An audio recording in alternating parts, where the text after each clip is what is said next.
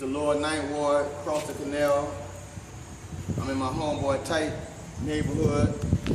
CTC, as he have it on his back, tagged it CTC for life, CTC, which means cross the canal.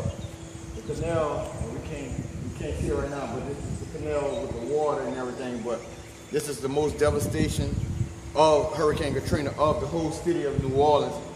Is the Lower Ninth Ward. Anybody from New Orleans will know what that is, the Lower Ninth Ward. If you saw in the documentaries or Spike Lee features or what have you, or whomever you've seen or just seen it on TV. But I grew up in New Orleans, born and raised in uptown New Orleans. I'm in downtown New Orleans right now.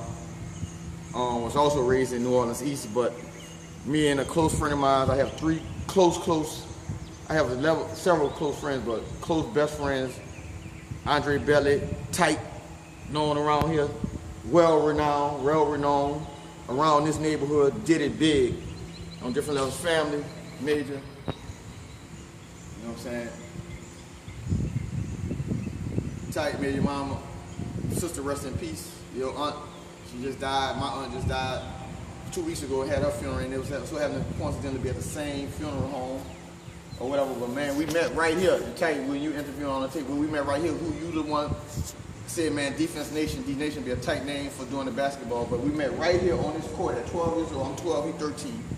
This your neighborhood, dunking the ball, me handling the rock, and we both should have went to the NBA, but hey, I'm just coming back home as I'm going on business to try to get sponsorship for Defense Nation, to where it's like, this is home, born and raised, trying to bring it back, and I'm in Florida making it happen, but this is worldwide of where we're trying to go with it, and a lot of stuff is not seen, but we have some pictures and some features of what Brad Pitt, it's not about color, but a white man, an actor did and gave back to the city of New Orleans, and he told them to stop building with those unique houses and everything. He told them to stop building, and all these houses were no more than 15,000, 20,000 a piece.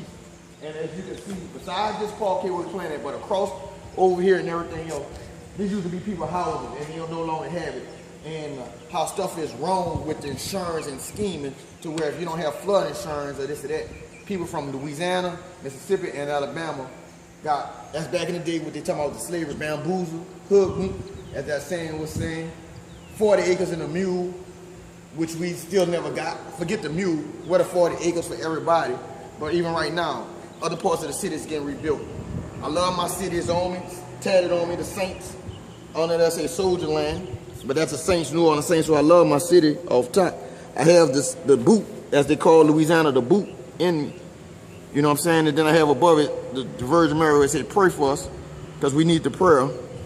But it just make you think about it, because I'm very much so educated brother, but at the same time I have streets in me to the fullest, because we all from the streets of black people, white people, Asian people, Spanish people, or people of ethnicity. It's just a touching feeling right now, to where it's like Saints done won a Super Bowl. At the same time, it took $164 million to rebuild the Superdome after Hurricane. But not just this neighborhood right here, but the whole New Orleans. If you rebuild what has been devastated and what did happen, $164 million would have rebuilt the whole New Orleans. But that just shows you where our priorities at as a people of the United States, of the government, to whereas $164 million would have rebuilt the whole New Orleans, but we redid the Saints spot and everything. See, let them capture that. This just straight hood stuff. I'm not gonna say the word I was gonna say, but it's just hood stuff. People still just living, you know what I'm saying? It's real talk, this real life. We'll be back down here. We'll be back down here on Memorial Weekend to do this thing, represent B-ball status. You know what I'm saying? And just like, man, I love my city no matter what, no matter where I go, what country I've been at and go to, city, states. You know, I love it all. Compton, California, you know, giving it up to the gangbangers, West Coast, Crips and Bloods, Tookie Williams, straight from New Orleans. Watched the movie Redemption, if you know, I didn't even know. That came to Cali when he was back in the day, from New Orleans, growing up in New Orleans, and started a gang, which is not even about that, but he started a gang, which is now the Crips and the Bloods, and bigger than our other cities and states. Black power, much unity is on me. The black power on me. Power to all people, power to the people. But the black power is on me. And where I come from with that, I never knew that to a long time ago, maybe about 2006 or what have you, but one of my role models, besides Martin Luther King, the reason I went to Morehouse College, there on academic scholarship after I stopped playing ball and graduated from there 4 years later. But at the same time, one of my role models, Harrell never knew. He's not from New Orleans, but he's from Louisiana. And he was one of the leaders of the Black Panther Party that was devastated by the government, by Edgar Hoover. They did a movie on it. But Edgar Hoover wanted to destroy anything of helping, trying to be of some great power of people. He destroyed Martin Luther King. He made sure he was killed. He made sure the Black Panther Party was killed. People need to see that movie. A lot of people haven't seen that movie. A lot of people. Most of the people I talked to never seen the movie Panther. You need to go back and see it. And it's just a movie, but it's showing you some of the situation that happened. So from Martin Luther King, who made a difference to where people have a right to vote right now, Obama is a president right now, to the Black Panthers getting destroyed. And I could go on and on and on. But I die for my people.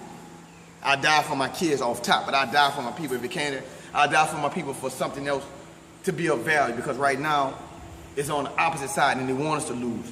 They have us wearing the tight pants, not me, but us as black on the videos with the rappers who are wearing tight pants, because down the line they want us to be gay.